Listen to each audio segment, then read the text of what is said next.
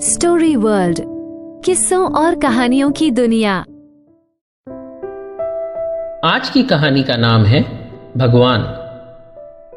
रविवार का दिन था। सूरज की किरणें कोहरे की मोटी दीवार को काटकर धरती पर कुछ देर पहले ही पहुंची थी और लगभग उसी समय वह अपने पापा को खोजने निकली। माँ, माँ, पापा कहाँ हैं? अभी अभी तो उठी है, अभी से अपने पापा को तंग करना शुरू कर दे तू। बताओ ना, पापा कहाँ हैं? प्लीज। अब जब तुझे घर में नहीं दिख रहे तो छत पर ही होंगे, माँ ने प्यार से मुस्कुरा कर कहा। इतना सुनना था कि वो छत की ओर लपकी। अपने नन्हे पैरों से वह जितनी तेजी के साथ चढ़ सकती थी उतनी तेजी से सीढ़ियां नाप ली। देखा कि छत पर पापा कुर्सी लगाए आराम से किताब पढ़ रहे थे। पापा, यह गलत है, वह नजदीक आते हुए बोली। पापा ने नजरें घुमाकर उसे देखा और मुस्कुराते हुए बोले, उठ गई मेरी बिटिया रानी। और क्या गलत है? आज संडे है, आज आप पूरा दिन मेरे साथ रहोगे। तो अभी कहाँ नहीं हूं, अभी भी तो तेरे साथ ही हूं। उन्होंने उसे गोद में उठा लिया। अरे ऐसे नहीं, आज आप पूरा दिन मेरे साथ रहोगे, खेलोगे, घुमाने ले जाओगे और जो कहूंगी करोगे। अच्छा मेरी माँ, जैसी तेरी मर्जी। जरा नाश्ता कर लें, उसके बाद खेला जाएगा और फिर हम लोग शाम में घूमने चलेंगे। नाश्ता बनने में अभी समय है। आज तो माँ भी स्लो रहती है। अभी ही खेलते हैं ना, अभी कुछ देर बाद खेलते हैं ना। देखो कितनी अच्छी धूप निकली है, जरा बैठते हैं और आराम से धूप सेकते हैं। इतना कहकर उसके पापा ने उसे बगल वाली कुर्सी पर बैठा दिया और अपनी किताब उठाकर पढ़ने लगे। यह गलत है, आपको यह किताब पढ़नी है और इसलिए आप मेरे साथ नहीं खेल रहे। अरे नहीं बेटा, यह तो मैं कई बार पढ़ चुका हूं, इसके लिए तुम्हारे साथ ना खेलूं ऐसा कैसे हो सकता है? कहते हुए पापा ने उसे फिर से गोद में उठा लिया। यह कौन सी किताब है? तुम खुद देख लो। पापा ने उसे किताब दे दी। किताब की कवर पर नाम अंग्रेजी में लिखा था। पर यह तो अंग्रेजी में है, तुम्हें अंग्रेजी तो आती है, पढ़ो और बताओ, पापा ने मुस्कुराते हुए कहा। उसने मुंह बिचकाया और पढ़ने की कोशिश करने लगी।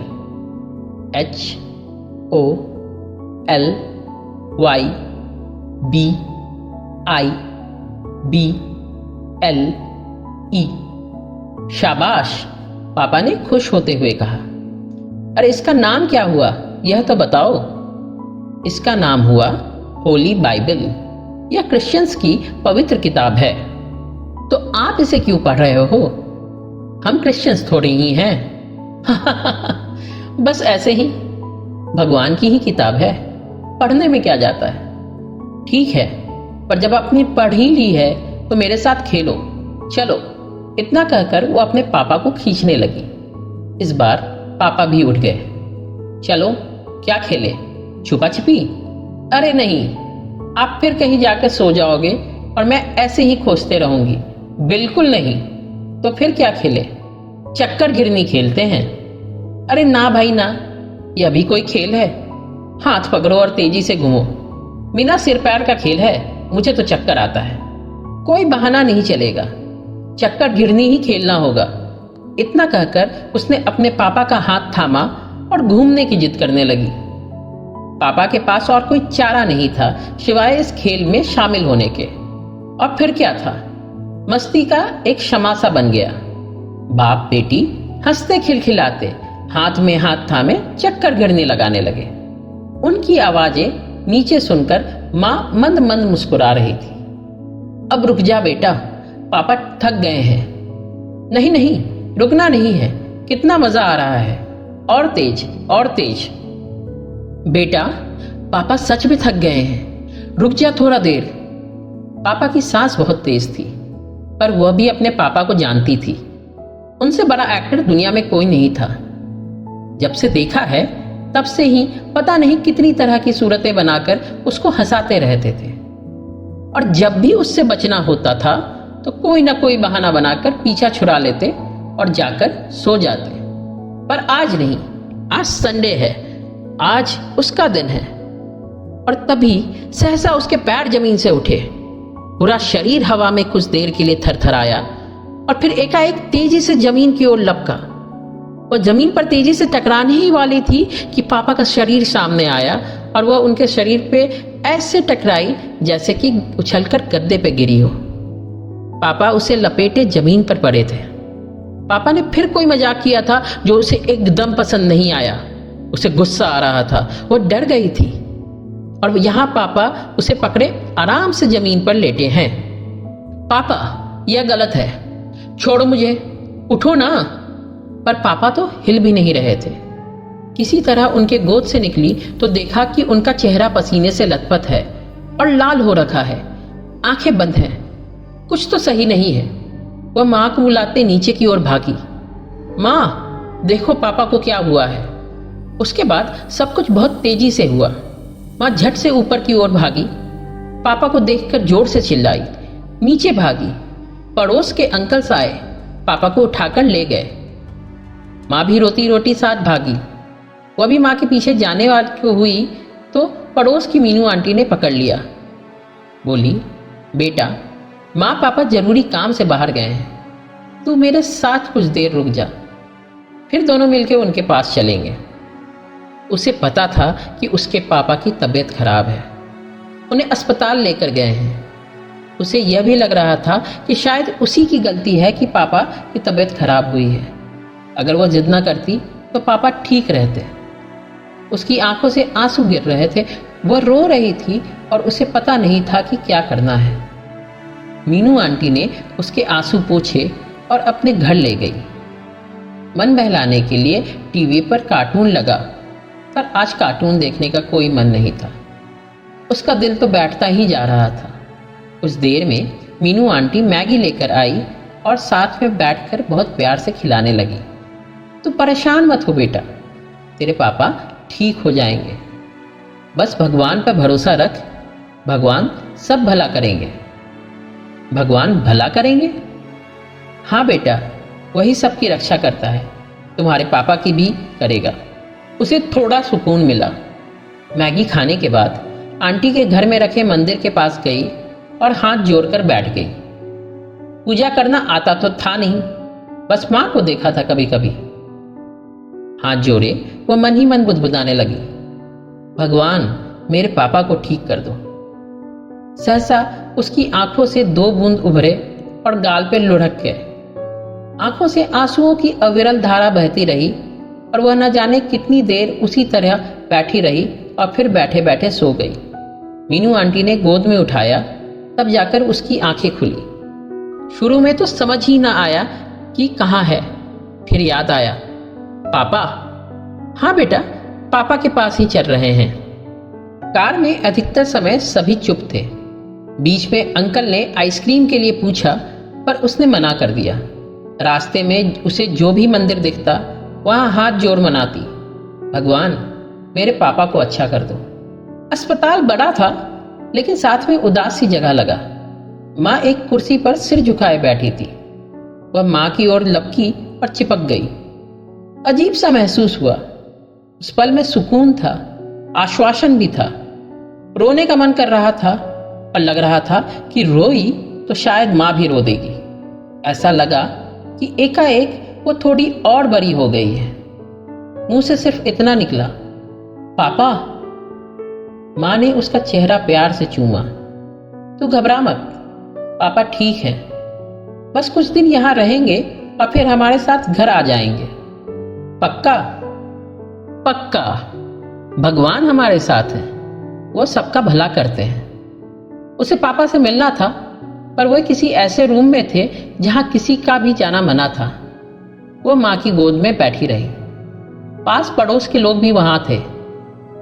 वहीं बैठे बैठे पता चला कि पापा का कोई बड़ा ऑपरेशन होना है और माँ और कुछ लोग रात में वहां रुकेंगे। मैं भी यहीं रहूंगी तुम्हारे साथ, उसने माँ से जिद की। माँ ने प्यार से उसकी तरफ देखा।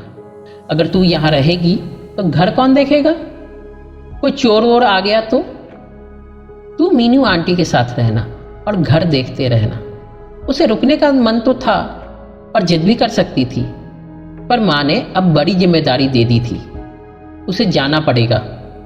जरा रात हो चली तो माँ ने मीनू आंटी से कहा, मीनू अब इसे घर ले जाओ।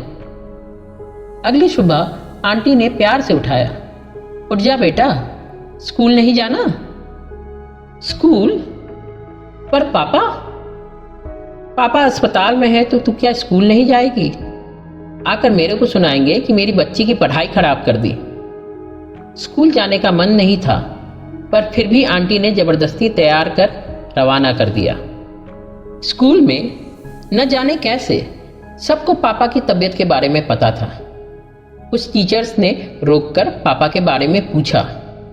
यहाँ तक कि गुरप्रीत मैम, जो हमेशा उसे डांटती रहती थी, उन्होंने भी प्यार से बात की। सभी ने कहा, भगवान सब अच्छा करेंगे। शाम में जब अस्पताल गई तो पता चला कि पापा का ऑपरेशन हो चुका था, पर अभी स्थिति क्रिटिकल थी और उन्हें किसी आईसीयू नाम की जगह में रखा था।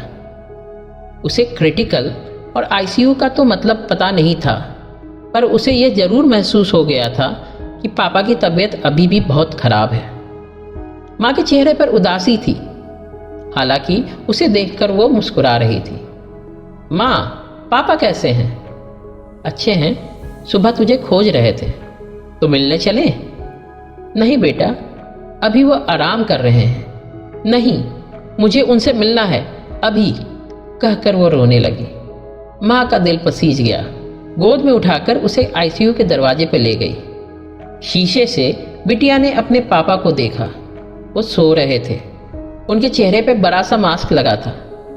उनको बहुत तकलीफ है, यह पता चल रहा था। उनके रूम में बड़ी बड़ी मशीनें लगी हुई थी। पीपी की आवाजें आ रही थी।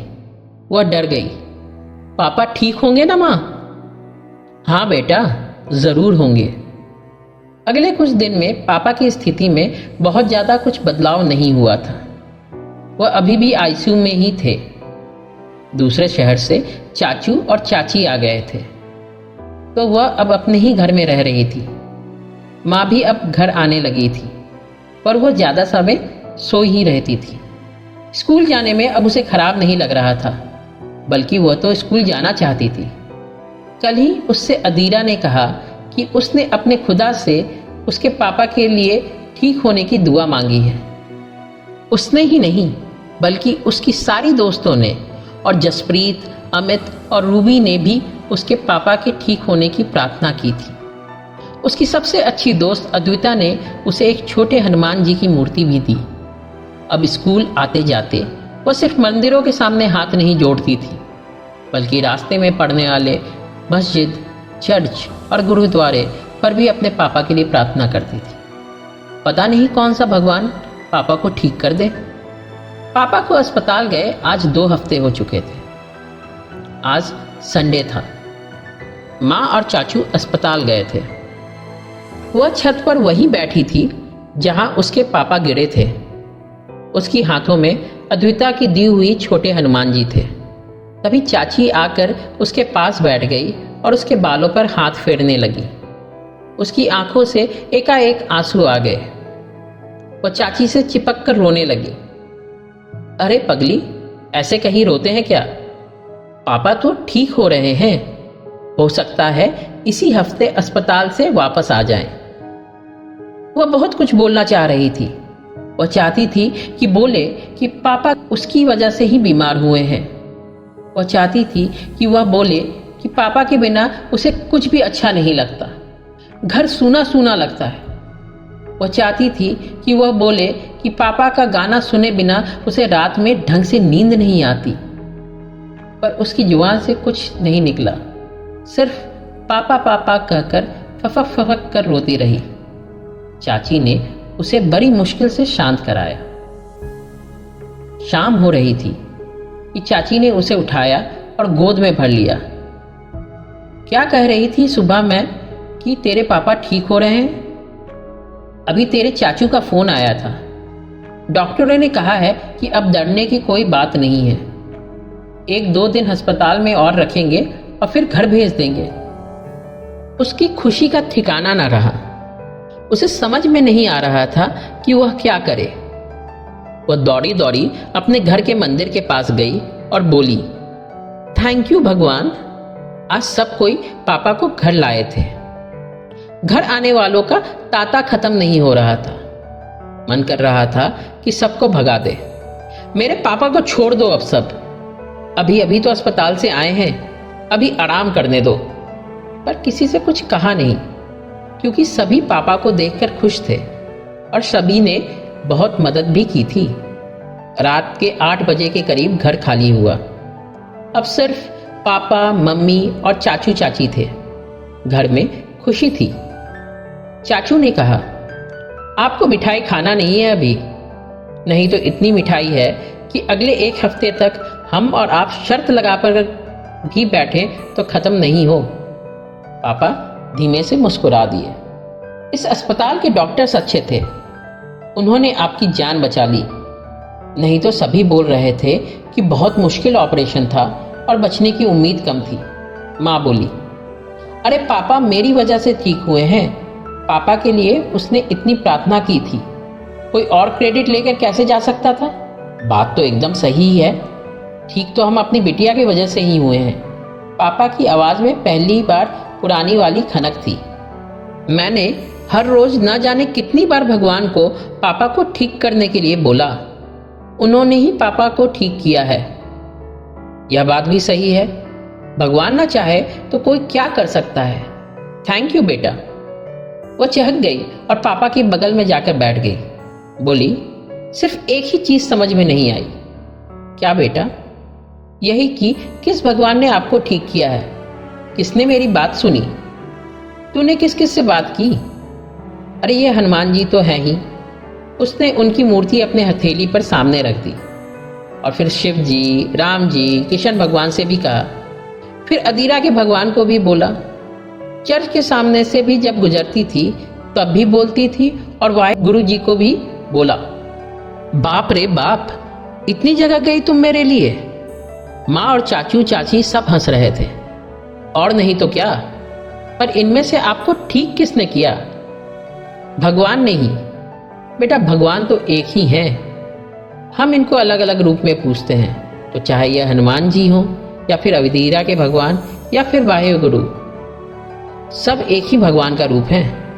ऐसा कैसे? एक ही भगवान के अलग अलग रूप कैसे? और सब अलग अलग भगवान को क्यों मानते हैं? यह तो बहुत कठिन सवाल पूछ लिया है तुमने। अच्छा चलो कोशिश करते हैं। तुम कौन हो? मैं हूं। और कौन हूं?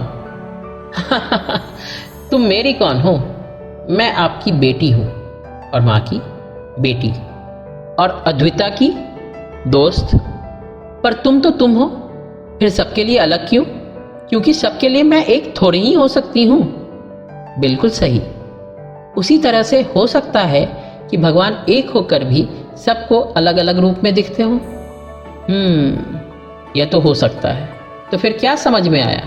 चाहे किसी को भी मानो, भगवान तो एक ही हैं। बहुत अच्छे, याद रहेगा? यह तो आसान है, याद रहेगा। अच्छा यह बताओ कि आप पूरी तरीके से ठीक कब होगे? क्यों? तभी तो आप मुझे घुमाने ले जाओगे। जल्दी बेटा जल्दी।